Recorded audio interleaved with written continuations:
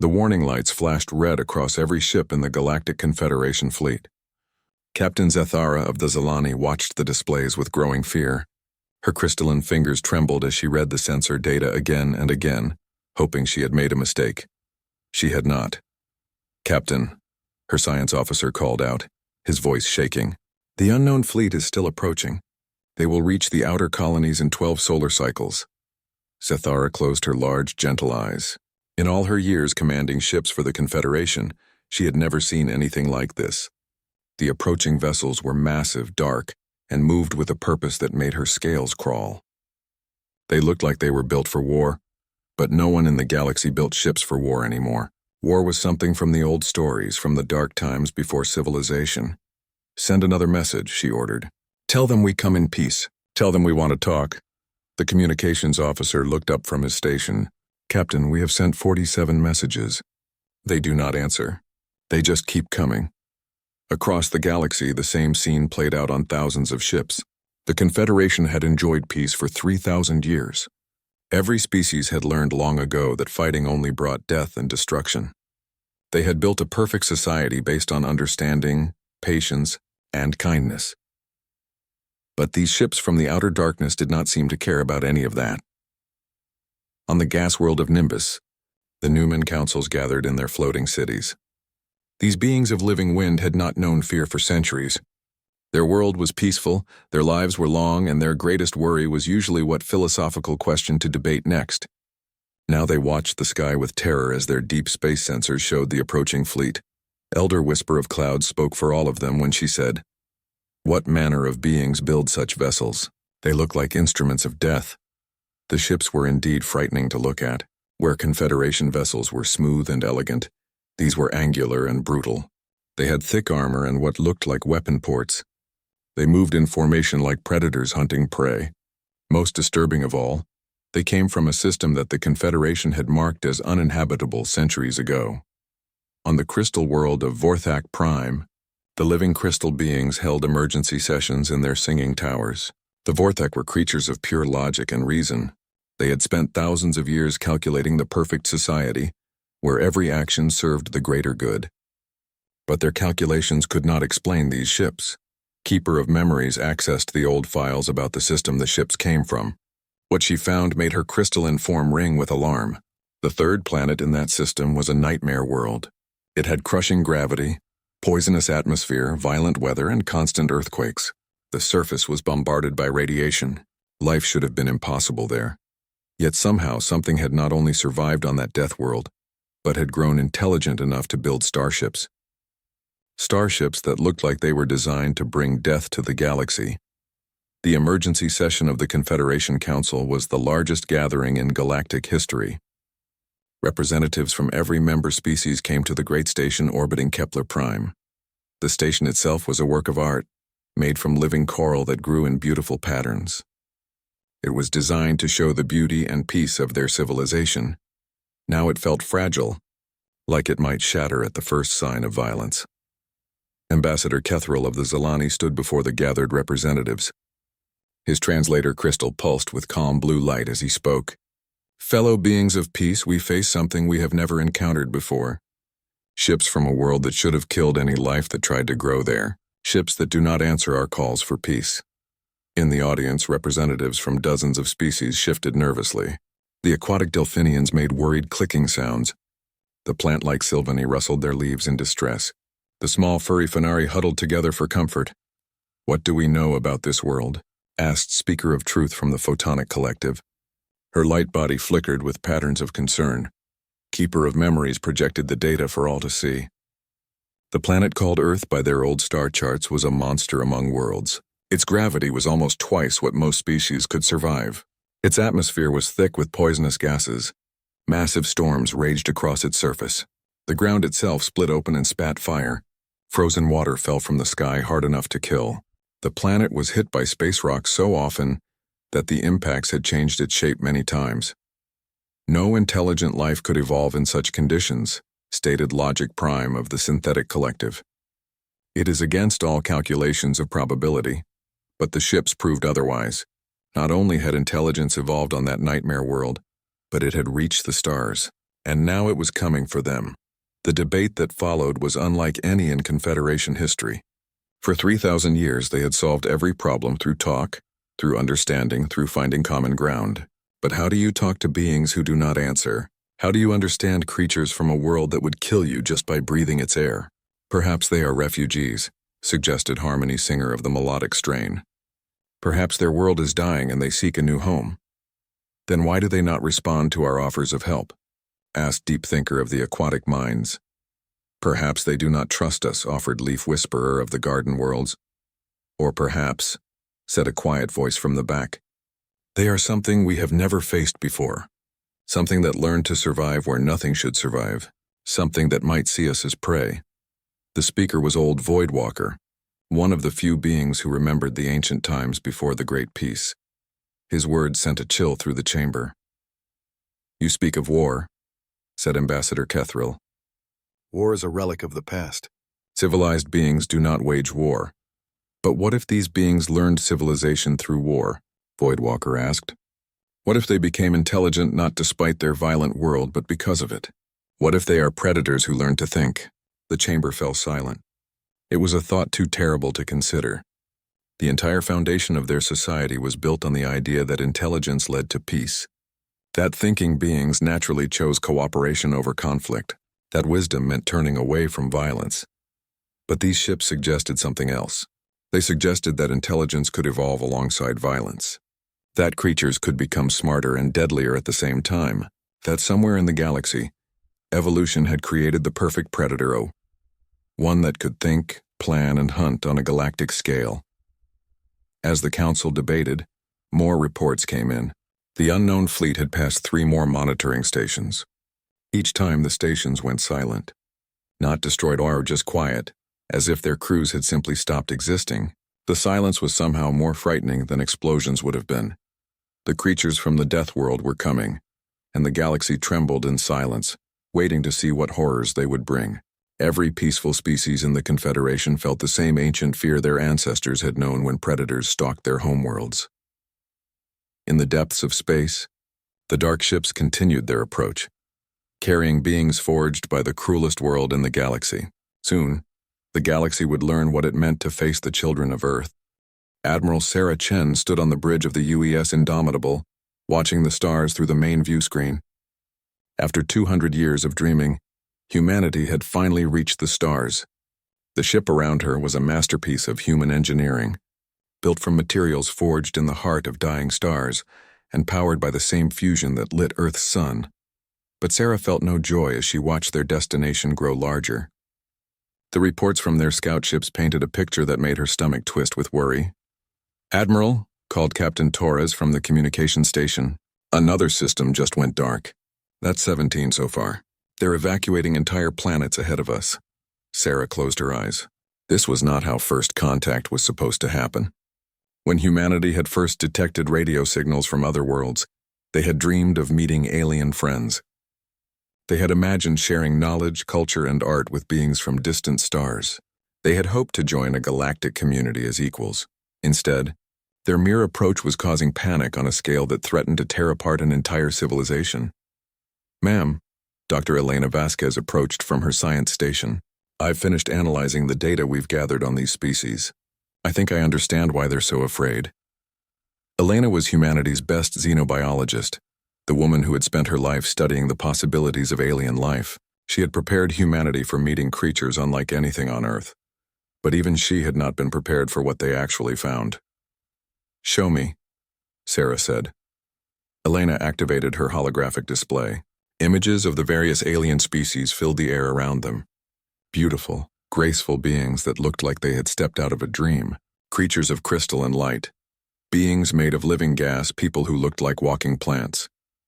"Admiral, every single species we've detected evolved on what we would call paradise worlds. Look at this data. Average gravity 0.7 Earth normal. Atmospheric pressure variations less than 2%. Surface temperature ranges maybe 30 degrees across their entire planet. These worlds are stable, predictable, safe." Sarah studied the data with growing understanding. They've never faced real danger. "More than that," Elena continued. "Their evolution was gentle. No ice ages, No asteroid impacts, no supervolcanic eruptions, no mass extinctions. They developed intelligence in conditions we would consider impossibly peaceful. The weight of this hit Sarah like a physical blow. Humanity had evolved on a world that tried to kill them every single day. Earth had thrown everything at them. Ice ages that lasted thousands of years, volcanic eruptions that blocked out the sun, asteroid impacts that shattered continents, and radiation that mutated their genes. Every generation of humans had faced extinction, and somehow they had not only survived but thrived. To these peaceful aliens, humans must look like walking nightmares. "There's more," Elena said quietly. "I've been analyzing their ship designs, their technology, their social structures. Admiral, I don't think any of these species has experienced war for thousands of years. Maybe never.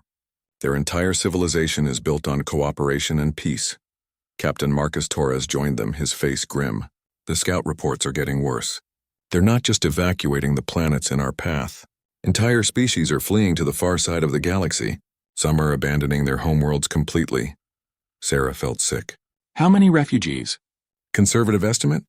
40 billion beings have left their homes because we exist." The bridge fell silent. 40 billion sentient creatures fleeing in terror from humanity, not because humans had done anything wrong, but simply because they existed, because they came from a world that had forged them into something these peaceful beings could not understand. Dr. James Park, the ship's anthropologist, spoke up from his station. "Admiral, I've been studying their communications. The fear isn't just tactical. It's existential. To them, we represent something that shouldn't be possible. Intelligent predators, thinking killers. We're proof that their entire understanding of the universe is wrong." Sarah walked to the view screen and pressed her hand against the cool metal. Somewhere out there, billions of peaceful beings were running in terror from her fleet, from her people, from her. "Sir," Lieutenant Commander Rachel Wong called from the sensor station, "we're detecting massive fleet movements throughout the local galaxy. It looks like every species is mobilizing their defensive forces." "To fight us?" Sarah asked. "No, ma'am. The formations are all wrong for attack. They're positioning themselves to witness, like they want to see what happens when we make contact." Elena nodded. "It makes sense. This is the most significant event in galactic history. The arrival of the first species evolved on a death world. They're terrified, but they can't look away." Sarah thought about Earth, the world that had made them. Beautiful, terrible Earth with its crushing gravity and poisonous storms. Earth where a single volcanic eruption could change the climate for decades. Earth where evolution was a constant war between predator and prey, where intelligence had evolved not as a tool for peace, but as a weapon for survival. Every human carried the genetic memory of that struggle. They were the children of creatures who had hunted mammoths across frozen wastelands, who had survived plagues that killed millions, who had learned to cooperate not out of natural kindness, but because working together was the only way to survive the monsters that hunted them. "Admiral," Dr. Vasquez said softly, "there's something else. I've been analyzing their psychological profiles based on their communications. These species, they're not just peaceful. They're innocent. They've never had to make the hard choices. They've never had to choose between survival and morality." Sarah understood. Humanity had made those choices countless times. They had learned that sometimes violence was necessary to protect the innocent. That sometimes you had to become a monster to fight monsters. That survival sometimes required terrible sacrifices. These aliens had never learned those lessons because they had never needed to. Their worlds had been kind to them, so they had grown up kind. But Earth had been cruel, so humanity had grown up strong. "Captain Torres," Sarah said finally, "send a message to the fleet. We proceed as planned, but we implement Protocol 7. Protocol 7 was humanity's first contact directive, developed after they realized their nature might frighten other species. It required maximum restraint, minimal aggression, and absolute transparency. It meant approaching slowly, announcing their intentions clearly, and demonstrating their peaceful goals through actions, not words. "Ma'am," Torres asked, "what if they don't believe we come in peace? What if they attack?" Sarah was quiet for a long moment. This was the question that kept her awake at night. Humanity had the technology to defend themselves. Their ships were built to survive in the vacuum of space, to endure the radiation of stellar storms, to function in conditions that would destroy most alien technology. In a fight, humans would almost certainly win. But winning a war against peaceful species would make humanity the monsters these aliens feared they were. Then we do what we've always done, Sarah said finally. We survive. But we do it without becoming the thing they're afraid we already are. The fleet continued toward the heart of the galaxy, carrying the hopes and fears of two very different kinds of civilization. Behind them was Earth, the world that had forged them in fire and storm. Ahead of them was paradise, populated by beings who had never known the struggle that made humanity strong. Soon, both worlds would discover what happened when predators chose to be protectors. Ambassador Kethril stood before the emergency session of the Galactic Council, his crystalline form dimmed with exhaustion. Around him, representatives from every known species filled the great chamber. The beautiful coral walls that usually sang with harmony now pulsed with the nervous energy of frightened beings.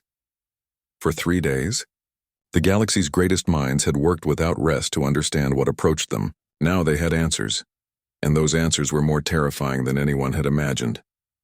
Fellow beings, Kethril began, his voice carrying through the translation crystals to every species present. We have completed our analysis of the approaching fleet and their world of origin.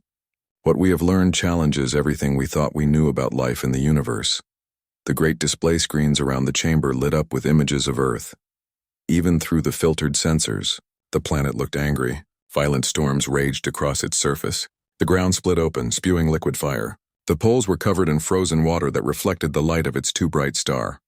This world, Kethril continued, has been classified as a Class 12 death world.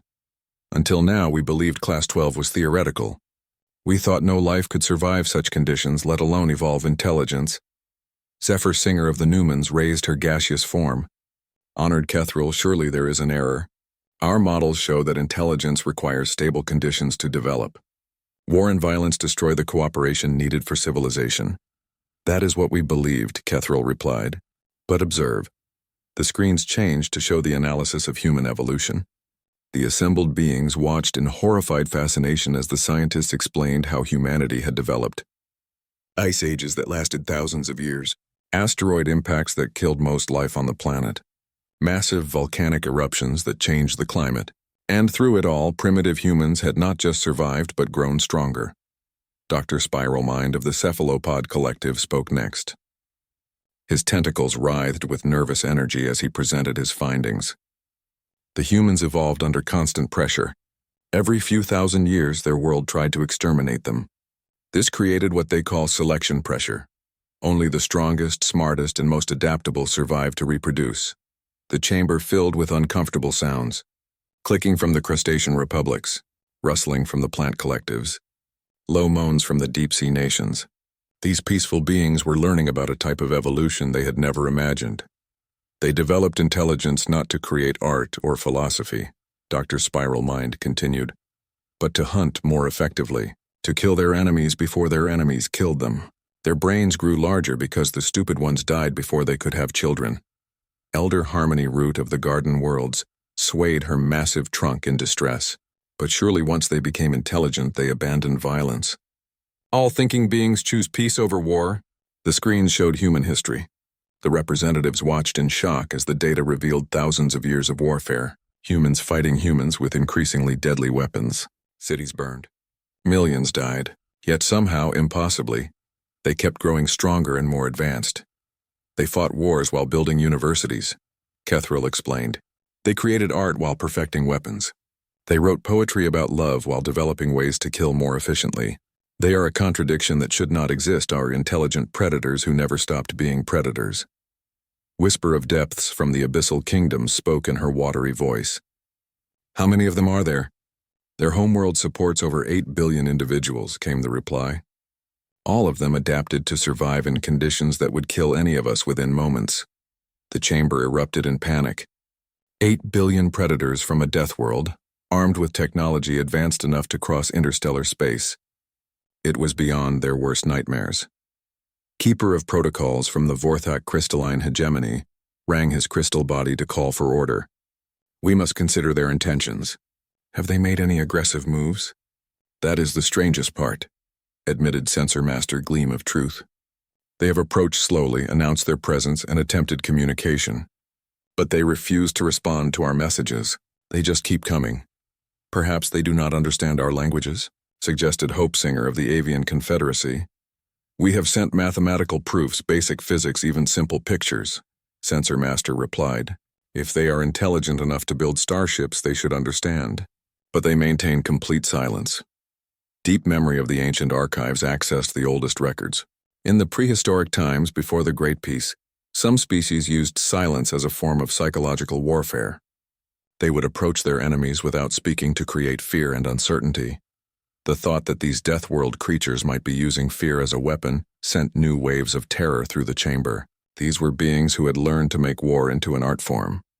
What do we know about their capabilities? Asked War Rememberer of the Memorial Worlds, one of the few species that still maintained records of ancient conflicts. The military analysis was presented by Logic Prime of the Synthetic Collective. His mechanical voice carried no emotion, but the data he shared was chilling. Their ships are built like weapons. Thick armor, powerful engines, and what appear to be defensive systems designed to survive extreme conditions. They move in formations that suggest military discipline. Could we defend ourselves if they attack? War Rememberer asked quietly. Logic Prime's optical sensors dimmed. Our analysis suggests that our defensive capabilities are designed to deter aggression between civilized species. These beings come from a world where the weather itself is an enemy. Their technology is built to survive conditions that would destroy our finest ships. The chamber fell into the deepest silence in its 3,000-year history. Every representative understood what they were facing.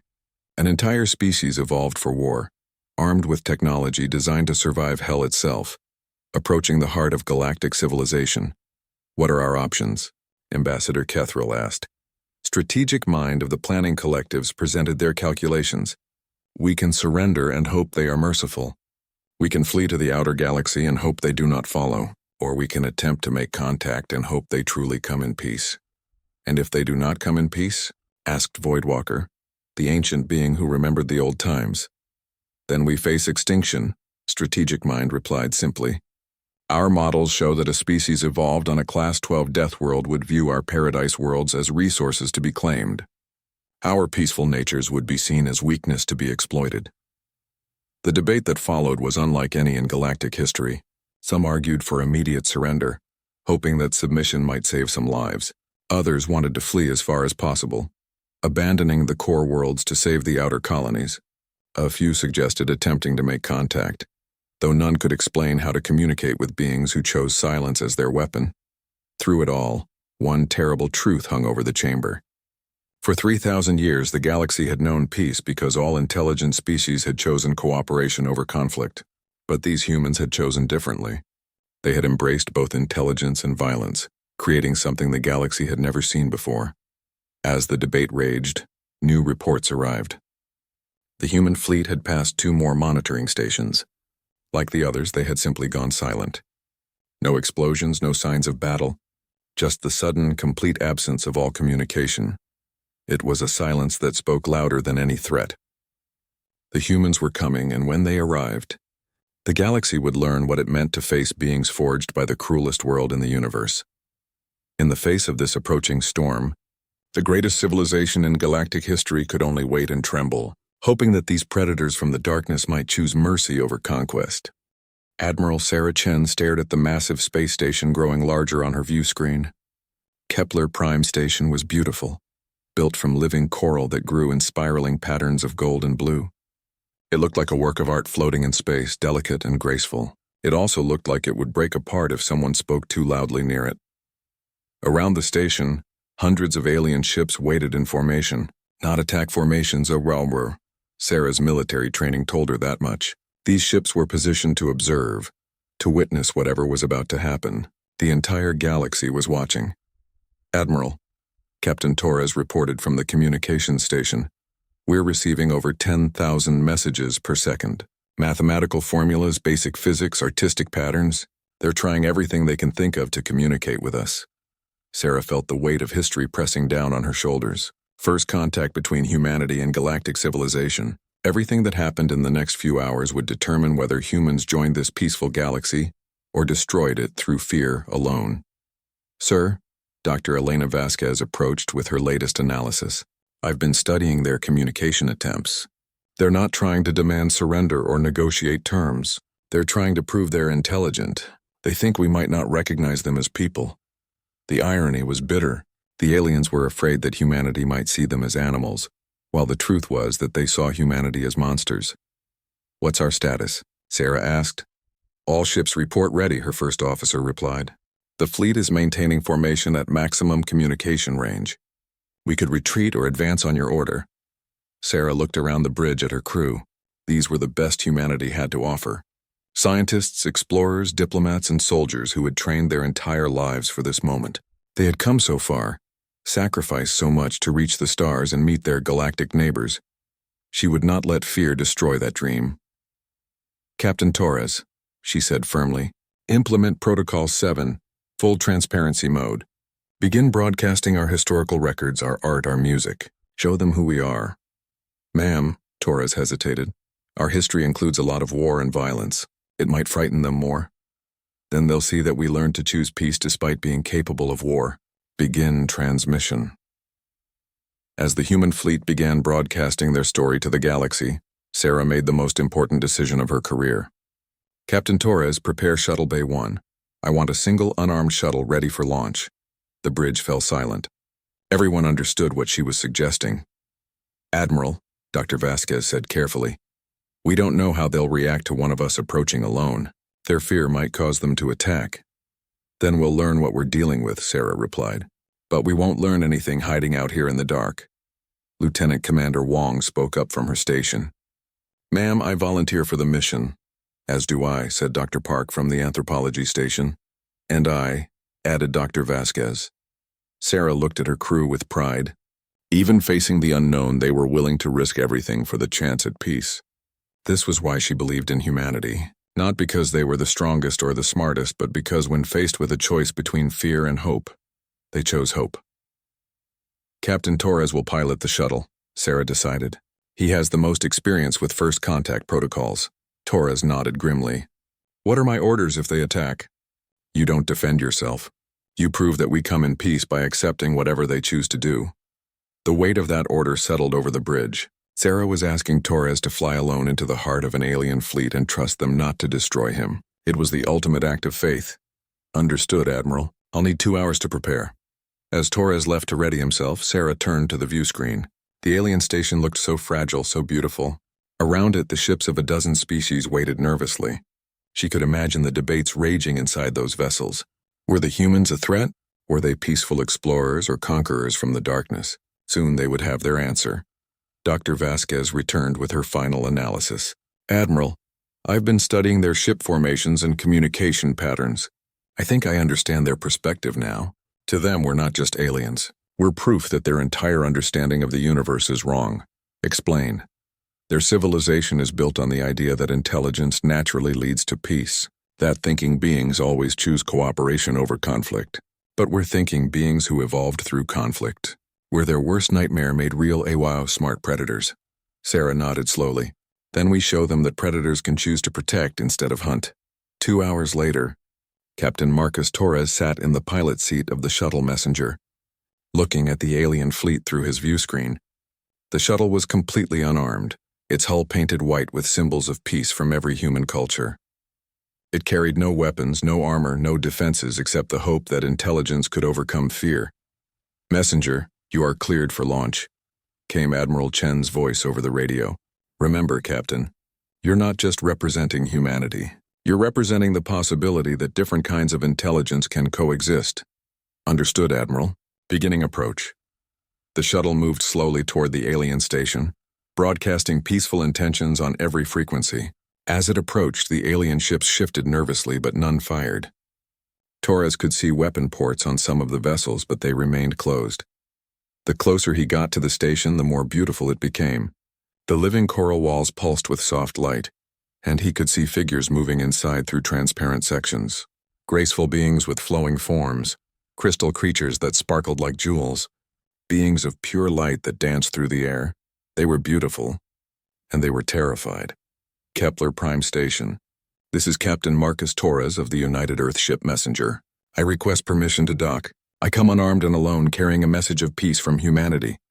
For long minutes there was no response. Torres could see activity inside the station, debates and discussions among beings who had never faced anything like this situation. Finally, a voice responded in heavily accented but understandable English. "Captain Torres, this is Ambassador Kethril of the Galactic Confederation. You may dock at Bay 7. We will meet you there." As Torres guided his shuttle into the docking bay, he realized he was about to become the first human to set foot on an alien world. The first to look an alien being in the eye and speak words of peace. The first to prove that humanity could be trusted with the power they carried. He powered down the shuttle and checked his equipment one last time. Environmental suit, universal translator, and a small package containing gifts from Earthy Bow, samples of human art, music, and literature. Nothing that could be used as a weapon, everything chosen to show the beauty that humanity could create when they weren't fighting for survival. Torres opened the shuttle door and stepped into the alien space station. The air was breathable, sweet with unfamiliar scents. The gravity was lighter than Earth normal, making him feel like he was walking on the moon. And there, waiting for him in the docking bay, stood beings from another world. Ambassador Kethril was tall and elegant, his crystalline body reflecting the station's soft light. Behind him stood representatives of other species, graceful beings Torres recognized from their intelligence reports. All of them were clearly terrified, but they had come anyway. Torres removed his helmet, showing his human face to aliens for the first time in galactic history. The beings stepped back slightly, but they did not flee. "Ambassador Kethril," Torres said carefully. "I am Captain Marcus Torres, representing humanity and the planet Earth. We come in peace, seeking friendship with the peoples of the galaxy." The alien's translation crystal pulsed as it processed his words. When Kethril spoke, his voice carried the weight of 3,000 years of civilization. "Captain Torres, we welcome you to our station, though we must admit your arrival has unsettled our people." Torres nodded. "We understand. Our world made us different from your people, but we hope that different doesn't have to mean enemies." And with those words, the first conversation between humanity and galactic civilization began. Captain Torres stood in the great council chamber of Kepler Prime Station, surrounded by beings from across the galaxy. The chamber was vast and beautiful, with walls of living coral that pulsed with gentle light. Representatives from dozens of species filled the curved seats, all of them watching him with mixtures of fear and fascination. He was the first human they had ever seen in person, and he could feel the weight of their stares. Some had tentacles, others were made of crystal or living gas. A few looked almost plant-like, while others seemed to be made of pure light. They were beautiful and alien and completely unlike anything from Earth. They were also absolutely terrified of him. Ambassador Kethril gestured to a platform in the center of the chamber. "Captain Torres, the Council would hear your words. Please tell us why you have come to our galaxy." Torres walked to the platform, moving slowly and carefully. His every gesture was being broadcast across the galaxy, watched by billions of alien beings. What he said and did here would determine the future of human-alien relations. "Honored representatives," he began, his voice carrying through the translation systems to every species present. "I stand before you as a representative of humanity, speaking for the 8 billion people of Earth. We have come not as conquerors, but as neighbors seeking to join the galactic community." A ripple of nervous energy passed through the chamber. Zephyr, singer of the Newmans, rose from her gaseous form. "Captain, forgive our caution, but your world—" "The reports we have received describe Earth as a place of violence and death. How can beings from such a world seek peace?" Torres had prepared for this question during the long journey to the stars. "Ambassador Zephyr Singer, you are correct. Earth is a violent world, but it was that violence that taught us the true value of peace." He activated a holographic display that showed images from Earth's history. The assembled aliens watched as Torres explained humanity's journey from primitive hunters to starfaring civilization. "My people learned to survive by working together. When the ice came and covered our world, we shared fire and food. When earthquakes destroyed our cities, we rebuilt them together. When diseases threatened to kill us all, we healed each other. Earth taught us that cooperation is the only way to survive." Dr. Spiral Mind of the Cephalopod Collective raised a tentacle. "But your history shows constant warfare. How do you explain the violence between your own species?" Torres nodded sadly. "We are not perfect, honored doctor. Yes, humans have fought wars. Yes, we have made terrible mistakes. But each war taught us more about the cost of violence. Each conflict showed us how much we lose when we choose to fight instead of talk. The display changed to show human achievements: art, music, literature, architecture. The aliens watched in wonder as Torres showed them the beauty that humanity had created even in the midst of struggle. We learned that intelligence without wisdom leads to destruction. Torres continued, that strength without restraint brings only pain. That survival without compassion is not truly living. Elder Harmony Root of the garden world swayed her massive trunk thoughtfully. Yet you carry weapons. Your ships are built for war. Because we understand that sometimes protecting the innocent requires strength, Torres replied. We know that there are forces in the universe that do not choose peace. Our weapons exist not to conquer, but to defend those who cannot defend themselves. The chamber fell silent as the aliens processed this concept. To these peaceful beings, the idea of violence for protection was almost incomprehensible. Keeper of Protocols from the Vorthak crystalline hegemony spoke next. What do you offer our civilization, beings of Earth? Torres smiled, and for the first time since his arrival, the gesture seemed to ease some of the tension in the chamber. We offer our protection, our knowledge, and our friendship. We have learned hard lessons about survival that we hope you will never need. But if dark times come, we will stand between you and the darkness. And what do you ask in return? Questioned Logic Prime of the Synthetic Collective. Only the chance to learn from you, Torres replied. To see the beauty you have created in your peaceful worlds. To understand how you built a civilization based on cooperation rather than competition. To become better than we were by learning from your wisdom. Ambassador Kethril stepped forward. Captain Torres, you speak of protection, but we must ask, war. Protection from what? Our galaxy has known peace for 3,000 years. Torres paused, considering his words carefully. Honored Ambassador, the universe is vast. Earth taught us that peace is not the natural state of things. It must be maintained, protected, and fought for when necessary. We offer ourselves as guardians of the peace you have built, so that you may continue to grow and learn without fear. Deep memory of the ancient archives accessed her oldest files. In our prehistoric records, there are legends of dark times. Wars that nearly destroyed entire species before the Great Peace began. Are you saying such times might return? I am saying that peace is precious because it can be lost, Torres replied. My people know the price of freedom because we have paid it. We know the value of safety because we have lived without it.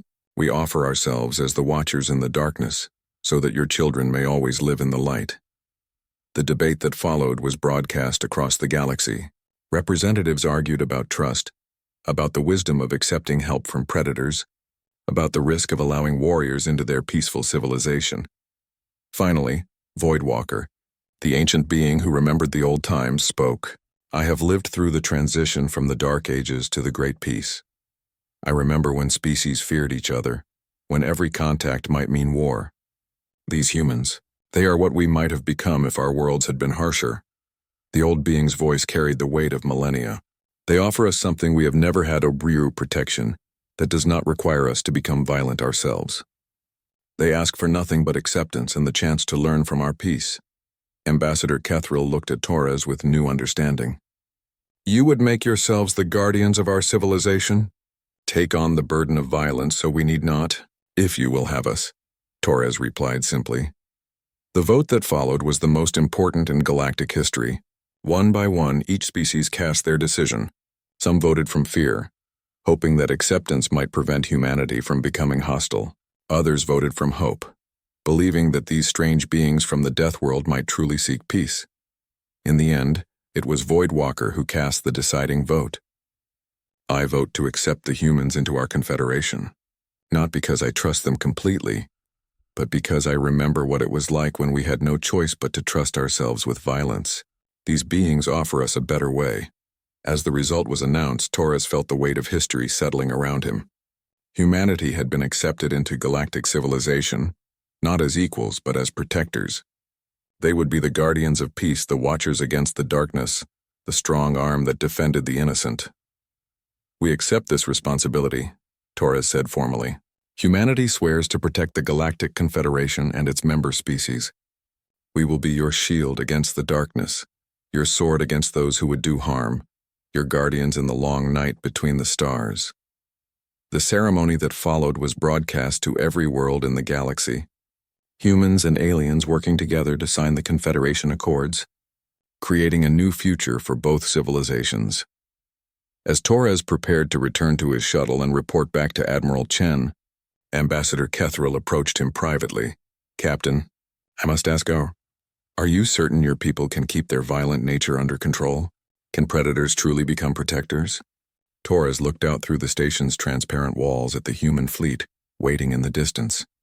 Ships built for war, carrying beings forged by the cruelest world in the galaxy, but also carrying scientists, artists, teachers, and dreamers who had traveled across the void to make friends with strangers.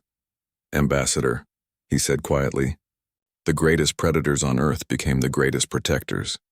Humans domesticated wolves into dogs, turned hunters into guardians. We learned that the strongest protect the weak not because they must, but because they choose to. That choice is what makes us human." As Torres's shuttle departed from Kepler Prime Station, carrying news of humanity's acceptance into galactic civilization, the galaxy itself seemed to exhale in relief. The long silence was broken. The Deathworlders had taken their step forward, and instead of bringing destruction, they had brought hope. In the years that followed, human ships would patrol the dark spaces between the stars, watching for threats that the peaceful species could never face. Human diplomats would mediate disputes with the wisdom of beings who understood the true cost of violence. Human scientists would work alongside alien researchers, sharing the hard-won knowledge of survival with those who had never needed to learn such lessons. The galaxy had trembled in silence when the Deathworlders approached, but when humanity took that first step forward, choosing peace over conquest, protection over predation, the sound that echoed across the stars was not the thunder of war, but the quiet whisper of hope taking root in the darkness.